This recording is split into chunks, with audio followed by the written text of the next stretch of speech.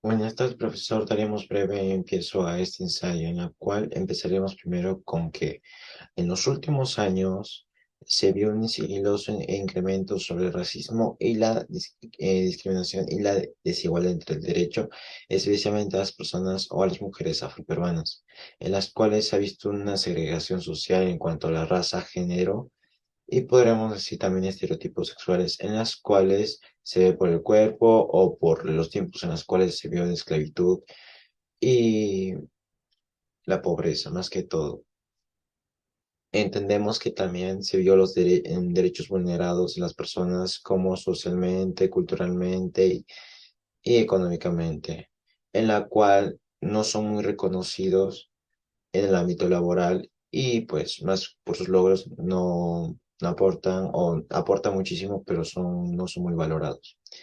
Por esto podemos crear una controversia de que podemos o que es correcto creer que es correcto crear leyes en las cuales contravengan o corrijan este racismo, esta discriminación de género.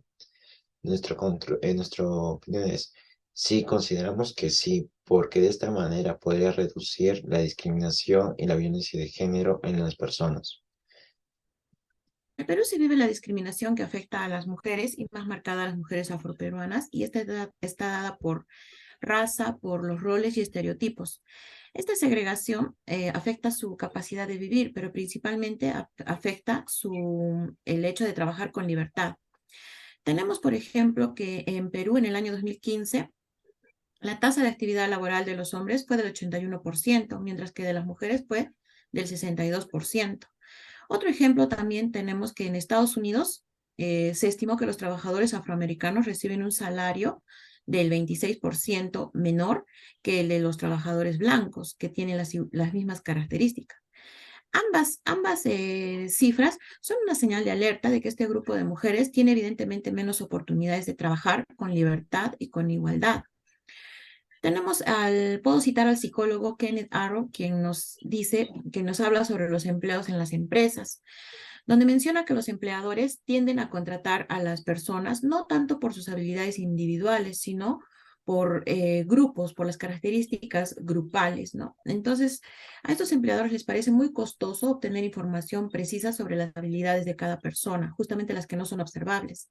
En consecuencia, las empresas tratan de aproximar esta productividad o este potencial de cada trabajador en base a estereotipos, como son la raza y el sexo. Entonces, de acuerdo a esto, vemos que hay injusticias porque que van a perjudicar, mejor dicho, seriamente el proyecto de vida de estas mujeres, sus oportunidades laborales, afectando luego a la sociedad y finalmente al país, ¿no? Porque va a conllevar a pérdidas de capital humano, productividad y riqueza. En segundo lugar, a pesar de que la educación es la primera tarea de la democracia, no solamente como régimen de gobierno, sino como cultura de vida para la sociedad. Hoy en día siguen ocurriendo, sin embargo, estos problemas como la discriminación en el campo de la educación, siendo como víctimas del racismo personas, niños afrodescendientes o personas vulnerables, ya sea por el color de piel, el acento, la forma de hablar e incluso las características del cabello. Es una situación que podría parecer superada, inexistente o obsoleta, ¿no?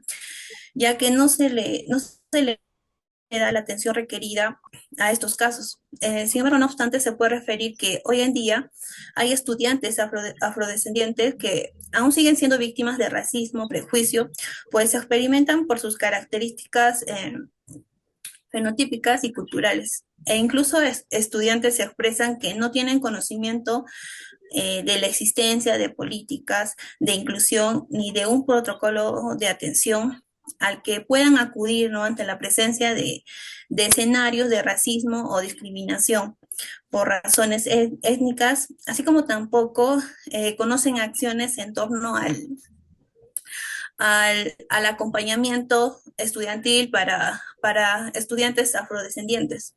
Por otro lado, mencionar que la enseñanza de la discriminación no solamente debe estar ceñida a una enseñanza en las escuelas, o sea, la enseñanza, o sea, de la discriminación no solamente debe estar este, ceñida como concepto, sino también debe estar fortalecida como una enseñanza por parte de los padres dentro del hogar, puesto que es el núcleo del aprendizaje, ¿no?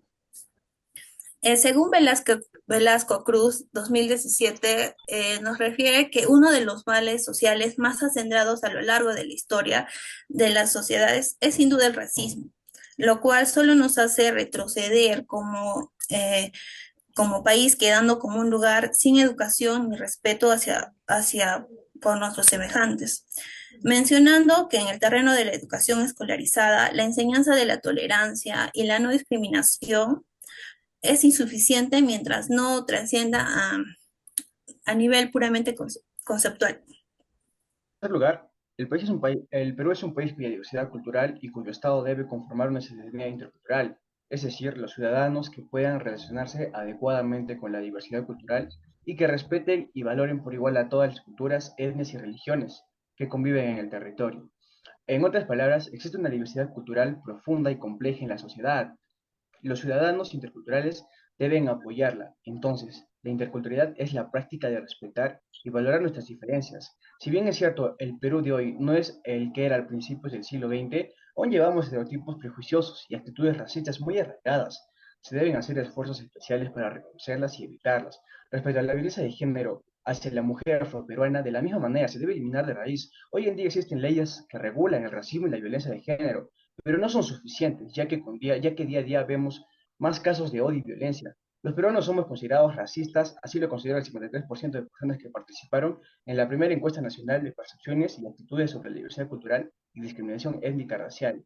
Sin embargo, el 8% se percibe a sí misma como racista, revelaron los resultados de la citada investigación.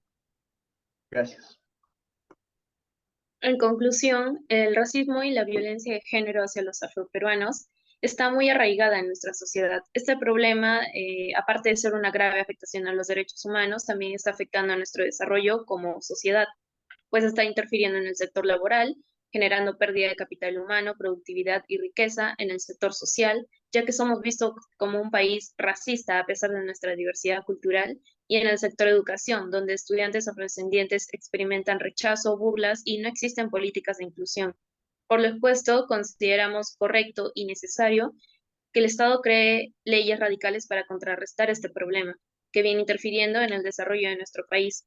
Y no solo eso, recomendamos difundir cuáles son las consecuencias que trae la violencia de género y el racismo, crear políticas de inclusión en las escuelas, charlas de concientización sobre igualdad y respeto, y siendo el hogar el núcleo del aprendizaje, la familia debe contribuir con esto. Y por último, el Estado debe realizar proyectos de inclusión social para mujeres afroperuanas. Gracias.